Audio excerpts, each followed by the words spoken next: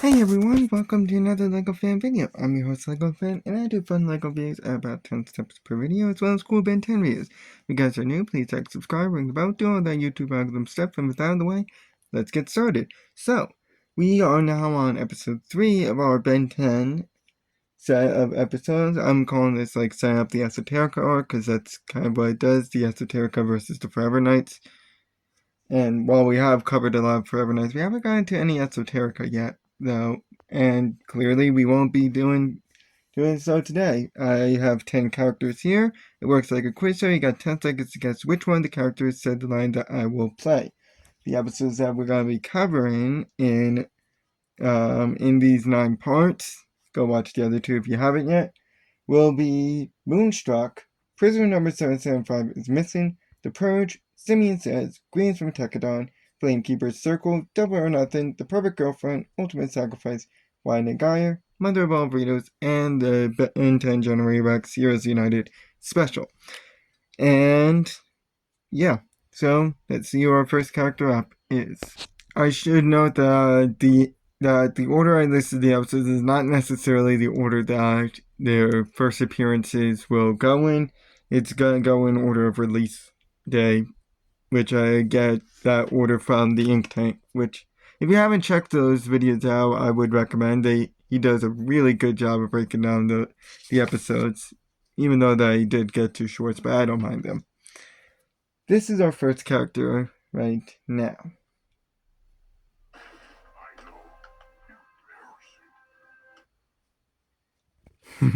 Of these characters, which one said that line? 10 seconds, good luck.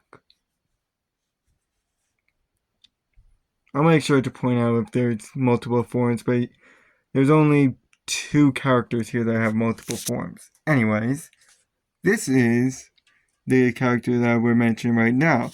The gorilla with really, really weird legs. But this is Ultimate Spidermonkey. He's an evolved arachnid chimp first appearing in the episode we just heard, which is Simeon Says, battling Mizaru in a big fire battle and managed to hold him off long enough in order to get the repair wave to reach Mizaru, getting the DNA alien off him, or the xenocyte off of him, which Ben decided to change back at that moment. Then he battled Driscoll in a final fight and managed to destroy his hoverbike. Before he went one-on-one and while hurt, he did manage to make Driscoll yield and changed back. Then in Double or Nothing, he first battled Hugh and easily webbed him before having a brief chat with him as Gwen and Kevin managed to find Albedo. Then he changed back off screen. And finally, he appeared in the final battle of that episode and climbed the device before he was forcibly changed back in order to reach Albedo. Then the Ultimate Sacrifice, he was one of the Ultimates that became sentient within the Unitrix and teamed up with the others to try and become free, and was set free and left with Ultimates and the others. But that's not the last time we see the Ultimates, because he appeared again in the Mother of All Burritos on the Burrito ship and grabbed Octagon, which caused the ship to lurch up, and caused him to also lose air because he was going up into space. But once he webbed the second brother up, he lost consciousness and fell, but managed to make a nap before he changed back after landing. So he has some quick reactions, can walk on walls, can split his jaw open, which enables him to shoot webs out of his mouth, which can encase people either with string or with a cocoon-esque thing. He can also lift this weapon with his mouth as well. He's also strong, has prehensile feet so he can use his feet as hands.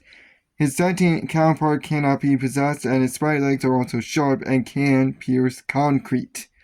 He also can make himself a safety net as well, obviously. But if you shoot him in the mouth, he won't be able to fire any webs. He can be cut by a sword. He is weak to sonic sounds, and he can't breathe in outer space. Now, to move on to the next character, whose first line is...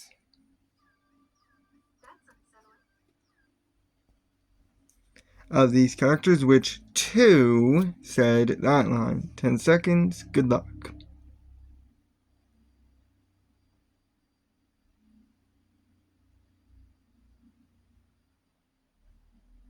So this is the character of Eunice, or as she is more commonly known, or at least to Azimuth, the Unitrix.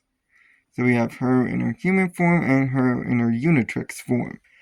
So that obviously makes her a robot, only appearing in Simeon Says, where after finding out that the arachnochimp DNA on Primus was a bit faulty, she decided to go to the source of the problem on the planet. But she crash landed on the planet and decided to work with the local population, and later Ben and his crew, plus Simeon, in order to convert all the DNA aliens back to arachnochimps, and successfully did so by the end and was taken back to Primus. Her main so animals are naturally attracted to her, and for this reason she's also a vegetarian and a nature lover, but her main ability is the fact that she can sample DNA of any animal that she touches. So if she gets a bear, she gets enhanced strength. If she touches a rabbit, she has enhanced jump and enhanced speed. If she gets a snake, she has enhanced flexibility. If she gets an arachnochimp, she has enhanced agility as well as enhanced strength. She's also a good fighter and is very smart, can often solve things on her own, and now works on Primus. And by tablet, she can order the creatures on the planet to retrieve any DNA samples that she wants, and has a connection to it to upload samples, which can be turned off mentally. Like, she can actually turn it off.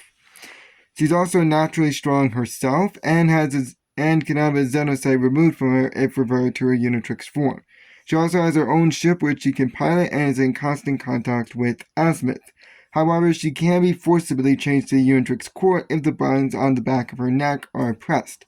And in this form, clearly, she can't do much. And she's also can be tracked by the Unitrix, and it can be cancelled out. And the powers of the Unitrix can be cancelled out if she's in the vicinity. And excluding human DNA, she can only sample one DNA sample at a time. So she can't have the bear sample with the rabbit sample. She can only have one or the other. Let's cover one of the cameo characters, with that character being Ship. Of these characters, which one is Ship? 10 seconds. Good luck. It's a shame we actually don't see his ship form, considering his name is Ship, which is this character right here. And that is his ship form. But we don't get to see it in the episode.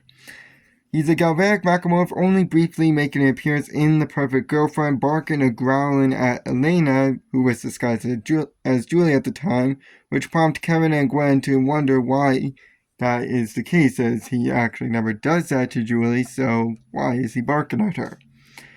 So, like any other galvanic macromorph, he can merge with tech, either enhancing or destroying it, and can toss things that are part of him, though usually does this unintentionally for him.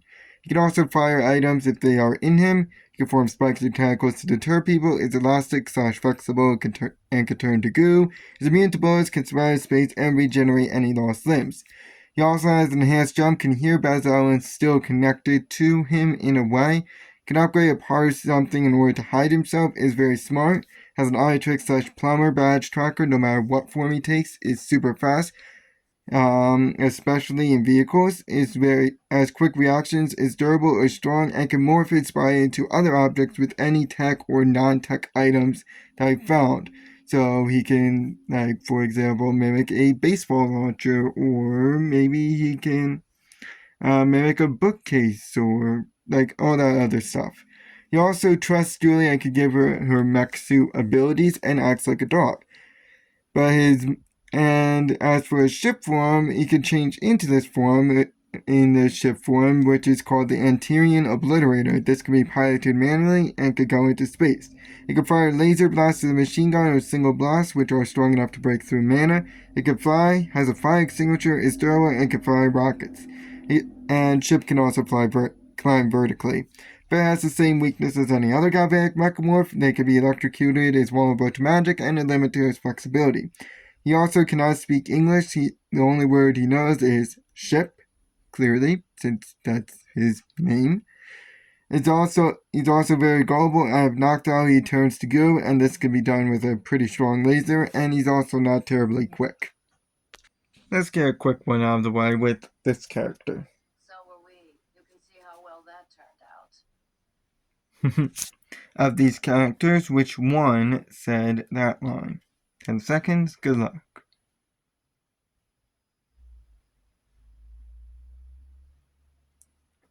Well, based on the voice, it's kind of obvious who might have said that because there's only one girl here, or one that looks like a girl, I should say, and that's this character here. Her name is Agent Locke, and yes, before you ask, she is based on the X-Files character. They did an X-Files Captain Planet combination episode, and, well, this is based off of the female character of the X-Files show. She's a human, only appearing in the Widening Gyre, where she was one of the main survivors on the patch, the Pacific Island garbage patch, and with the help of her partner Bryson to help locate Rosam's sister, only for her to actually get trapped on the island. But with the help of Ben and the gang, they were rescued and helped in the final fight, with her piloting the Rest Bucket 3. So she has special agent training as a survivalist. She could fly any plumber-issued ship, which includes the Rust Bucket 3, and has her own communicator.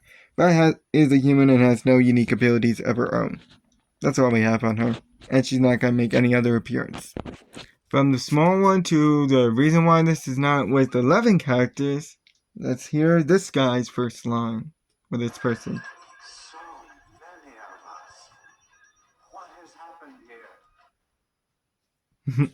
Of these characters, which 7 is the one that just spoke that line. 10 seconds, good luck.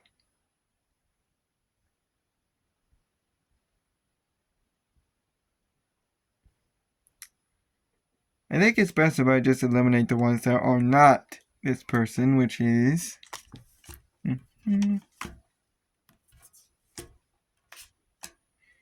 all these guys are the same exact one. So, we have his first form right here. Then we got his true form. Then we got his evolved form, his omega form, him as Heat Blast, him as Humongousaur, and him as Forearms. And this one is the villain known by the name of Alpha. He's a nanite from Gen Rex's universe version of a nanite who only appeared in the Ben 10 January Rex Heroes United episode, acting as the main antagonist of the episode after he was built by the scientist. Oh my god, what was his name? Rex's brother, scientist. He was thrown into what they didn't know as the Null Void, but it is confirmed that it was the Null Void, but was freed and decided to attack Ben during a TV broadcast. But both of them were sent to January Rex's universe, and he decided to walk around a bit and examine and noticed that a lot of people had the nanites within them.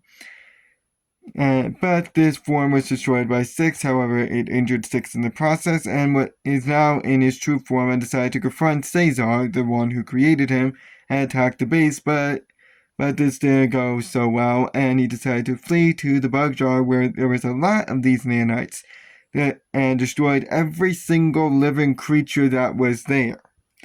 So, and then they had a big giant fight, and during this last fight, he managed to absorb and copy the Ultimatrix, which made him go into the three alien forms that we have here: Heat Blast, Humongousaur, and Forearms. But during this time, he also managed to get the Omega Nanite out of Gen Rex, but this was eventually taken out of him, and he got thrown into a dense ball that they were sure he wouldn't break out of. But he did. Thankfully, he's in the Null Void, though, so he shouldn't be doing too much damage. Hopefully. So, his main ability is the fact that he can infect machines with a touch, which can destroy a person or thing that has any nanites within them. And he can also mimic any technology that he touches as well. In this form, his first form, the robot form, he has enhanced jump, can climb vertically, can see nanites like a heat signature, and has tentacles. In his true form, as I'm calling it, he has flight, laser blast, regeneration to die on invulnerability. He's intangible, can extend into hands and form extra ones, can disperse flames, and is durable. Then in his evolved form, He can control nanites within him, has enhanced durability, and can extend a tentacle from his hand. Then as 4 arms, he has 2 extra limbs and enhanced strength. As Humongous Storm, he has enhanced durability and enhanced strength. And as Heat Blast, he has fire breath. He can form fire tornadoes that come up from the ground, as well as being very agile and as a flame whip. And then in his true Omega form, he could drain nanites within a radius and is kaiju size, so he has enhanced strength and durability.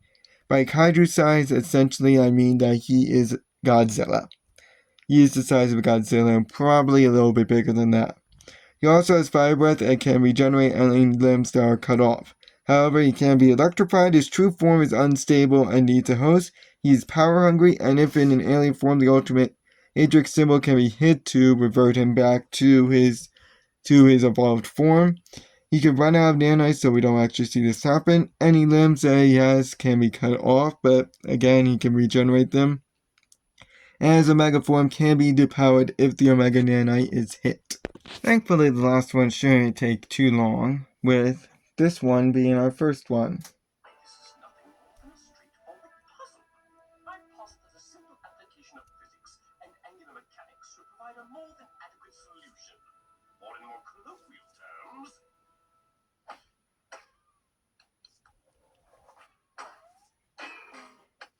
This is golf that's playing.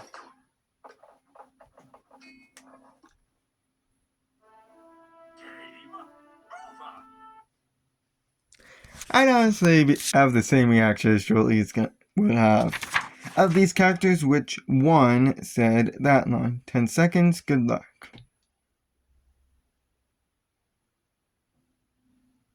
You know, if somebody actually did do this to me in mini golf, I will be absolutely livid. But this would be Brainstorm. He is a cerebral crustacean, first appearing in Greetings from Tekadon, getting a hole-in-one on the death toll before meeting the Tekadon, and decided to change to Goop to fight it after knowing that it worked last time. His only other appearance was in the Ultimate Sacrifice, where he started to run away from the Ultimates after landing on the ground. But he got cornered, but before he did that, he managed to knock out Ultimate Cannonbolt and then switched to Diamond Head to finish them off. So he has highly advanced intellect, which rivals that of the Galvans, and sees the world in equations and uses them in order to calculate his next move. He also could shoot electro bolts out of his head once he uncovers his brain, which can turn water to steam, and shoot this as a single bolt as well. He can also form shields that perform telekinesis and do an electric form of this telekinesis. He's also somewhat agile, is quick, has an enhanced jump, can walk on Spidermonkey's webs, can levitate or fly. And while he doesn't like the cold, he is immune to the cold and can reverse the mind control on mind control headbands and has some dexterity despite his hands being pincers. But he's not a good fighter and can be caught in Spidermonkey's webs, can overthink scenarios, he can't attack people who absorb energy, water can short him out, supposedly. His species has a feud with goblins over who is smarter and often can speak too smart and come across as very arrogant. He also can't focus if there's too much noise, and when he uncovers his brain, that's his weak point. Let's get our last silent character out of the way with Cannonbolt. Of these characters, which one is Cannonbolt? 10 seconds, good luck.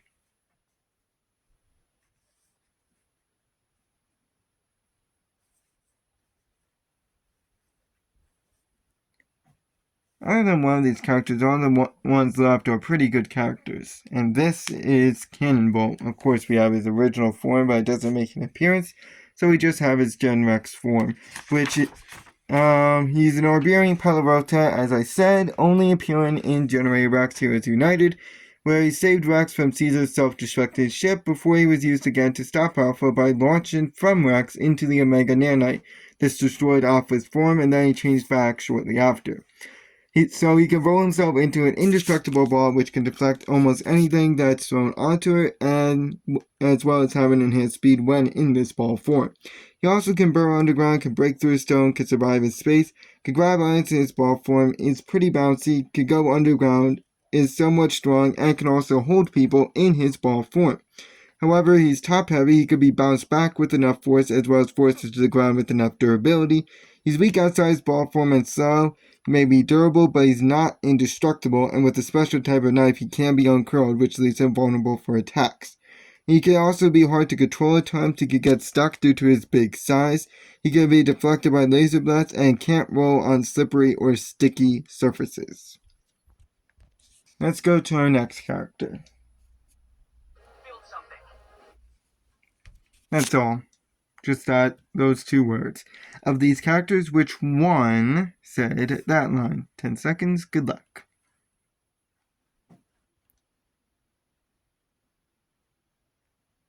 I really should get something to put in these 10 seconds, but I don't know how to edit videos. And that will be, this character is the one we're talking about, called Upgrade. And Galveric Macklemore first appearing in Ben 10 January Rex Heroes United, helping Rex in the final battle against the Omega Alpha, and upgraded Rex into the suit that we saw him in the very first episode that we did in this whole thing, and decided to fight with and decided to help upgrade everything while he was within Rex. Then he was knocked out of Rex and was ejected, changing back shortly afterwards. So he can merge with any type of tech, including vehicles, which improves or destroys them. Sometimes he can even create weapons out of it and control it. He's also shown to be strong, can shoot a laser beam out of his eye, which goes for when he's merged with tech as well. He can make himself a parachute, can read online files when hacked into a computer, and when upgraded, he can also make spikes or tentacles in order to deter people away from him. He can also throw things that are part of the thing he controls and form his head and fist in order to fight off objects. He's also elastic and can launch the upgraded object at someone if it goes fast enough. Can turn himself to goo to move in between objects, including teleport himself through any electronic devices. He's also strong and is immune to bullets since it will just be absorbed into him. He's able to modify games and control them if he ever gets sucked into a video game. He can also fly circuits when an upgraded item and survive in space, as well as make himself into a weight. He also can change his shape into a rope or other aliens or people, which can make him able to wrap around legs. In other words, if he ever wraps around someone, he's able to control their movements if he is tight enough around. He can also reform if multiple parts are separated and upgrade people if they are made of metal or nanites like Rex, helping improve any weapons that they may make. But he's also vulnerable to electricity since he's made of metal, can be hypnotized, he may be flexible but there is a limit to it, and is vulnerable to magic and certain beings can resist his influence like Six Figma from the original series. Time to get into one of the more political characters of the show with this one.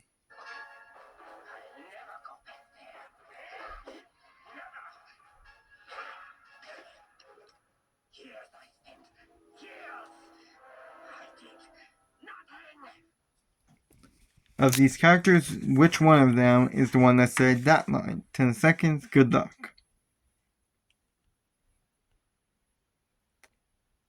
Let's go into the topic of forced prison of immigrants with this guy here, whose name we don't actually know. We just know that he goes by the name in the episode of Prisoner number 775.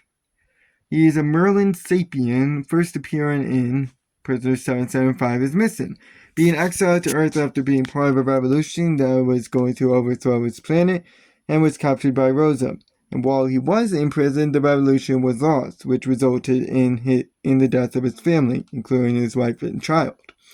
But once he escaped from prison, he rampaged through town before he decided to try and kill Rosam's own family as revenge. But he failed and decided to surrender, being captured by the plumbers.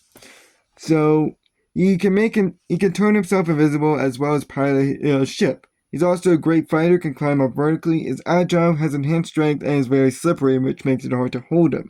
He can also stick himself to surfaces, has a retractable stinger tail, has sharp claws and teeth, enhanced durability, can walk on all fours, and has enhanced speed. However, he can be seen by shadows or through the mana field, and his footprints can still be tracked. But his main weakness is the fact that he has sympathy towards those who have a family. You might not know this character from this form, but this is his first line.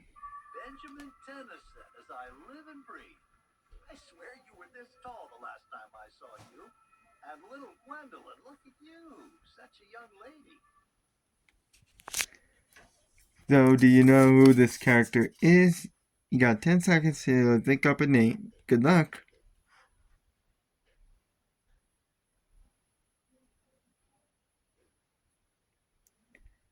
I mean, you might know him from Omniverse, but you definitely won't know him in this form. This is Mr. Bauman. He is a human only appearing in the Purge, running a market that houses alien goods, as well as housing any aliens that might feel a little unsafe on Earth. And while he initially tried to shoo Ben and the crew away, as well as Argent, he failed and decided to welcome them in instead and explain the situation at his store with the Purge going on. So, I kind of just already explained his powers, but he does run an alien market housing all sorts of exotic alien goods, as well as which means he has some connections as to where he gets his shipments from. And not only does he run an alien market, but he's also a safe house for any aliens that might feel like they need a little help getting acclimated to Earth, or if they just feel unsafe. But he is a human and has no unique abilities. We'll cover another 10 in the next episode, but for now, that is all. So long.